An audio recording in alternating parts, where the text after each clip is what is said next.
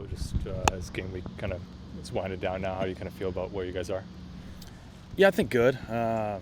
You know how we are as coaches, probably always wanted better, but I think the players are kind of juiced to get going. You know, sometimes there's every now and again a lull in practice or a meeting, but just because they're kids. But at the end of the day, I think they're kind of ready to play somebody else. Yeah.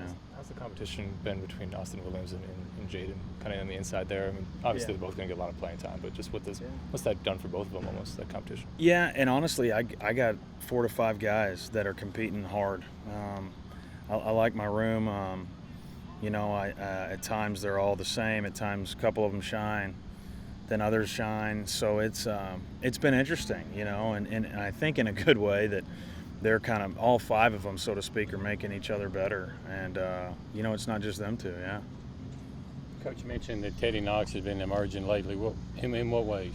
Yeah, and we might kind of, you know, moving him around a little bit, you know, but he's just a guy at some point we got to try to have on the field because he can just go, he can run, he's do some things that you don't really coach, you know. So super attitude, tough kid. So, you know, there's probably some guys that just as we move through the season that, you know, might take on quote unquote a bigger role. You know, you just never know. You say move around, like what positions? Well, kind of, you know, a little inside, a little outside. You know, that's what I mean, yeah. So trying to find a home for some of those young guys. What have you thought of Rufus Harvey, second year here?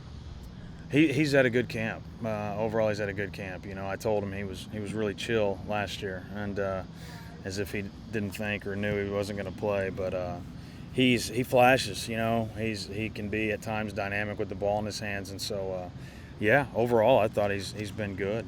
You know, takes notes in my meetings. You know, he's come a long way. Your thoughts on Austin Williams and Jaden Wally in that battle at that position? Yeah, and I mean it's a battle, but again, I kind of, you know, the whole room is battling, and I know that, I don't know, maybe people don't think so, but you know, I got 4 to 5 guys I think can play. You can't play all 5 to begin with, but I told them I think week 3 or 4 might look different than week 1 as far as how many reps people get, and that's kind of to be determined. We got to jog 2 guys out there Saturday, and so we gotta kind of figure it out a little bit. You mentioned moving players around. Can you describe the process of a go into moving maybe a guy who played H receiver in the spring to Y in the fall? Yeah, and H and Y are my guys. You know, even though they're both slots, they are different. You know, and me and Coach have had a bunch of conversations about that. And really, with the freshmen, it's kind of slotting them somewhere once they get here, and they might need 5 to 6 to 7, sometimes 2 weeks of practice to figure out, here's what we got. Well, you've got this position we're pretty kind of comfortable at this one.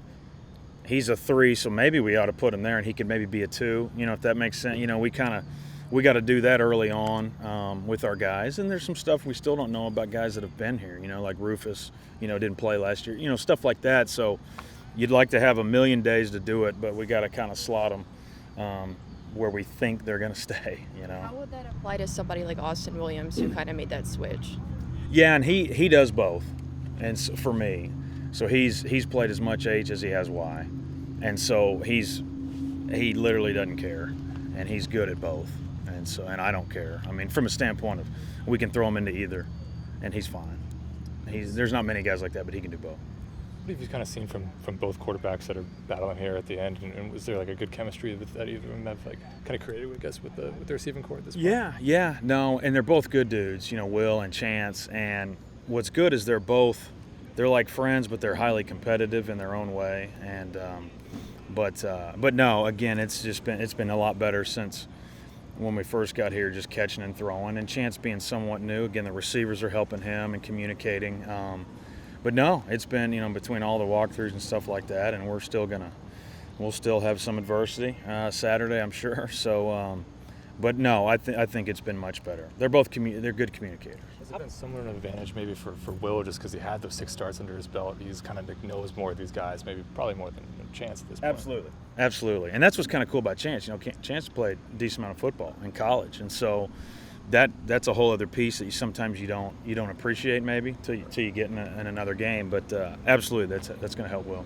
How beneficial has it to have a guy like Jameer Calvin, not only just on the field from the experience that he has, but in that room, knowing the offense, kind of knowing what to expect from you too? Yeah. Just to have him there, how beneficial is that? Quite a bit. And again, we got a good room. I got intelligent guys, that like football. And so, he was with me, technically the longest, I guess, so far, even though the most recent is with all the other guys. So he can tell them how crazy I like to get or something every now and again. But yeah, helped recruit Jameer. He's we've known each other for a while. But just, I'm going to coach him the same way. But just kind of little odds and end things, especially at the beginning of camp, that he could share was helpful. And vice versa. Like I always joke with him, he don't got it all figured out either. So. You look at the wide receivers, whether outside or inside, and there's like no one size fits all. There's big receivers. There's big receivers playing in the slot, things like that. So, Right. But what makes that so difficult to prepare for a defense, you think? Yeah, I'd like to think it does. We way back in the day at Tech, we had a 6'5X, and then we had a 5'9X that would come in right after him, and it was kind of fun. Obviously, they could tell who it is, but play to play and series to series, it's kind of cool. So, I would think that has some validity. They can see who it is. That's number 85 as opposed to whatever. But I think in the game, while you're playing and sweating, and defensive guys might be hurt type of deal and sore, it's hard to kind of figure it out. And all of a sudden, you hit them with something. So, there's probably something to it. Yeah. How important is it to establish the deep route from the slot position as opposed to just having the outside guys kind of do those? Yeah, big. You want to, if you could hit some stuff through the seams or some corners, yeah. It goes along with everything we do, just stretching the field both ways. As cliche as that sounds. But, yeah, if you can get the inside guys hitting some seams, that affects them quite a bit, those safeties.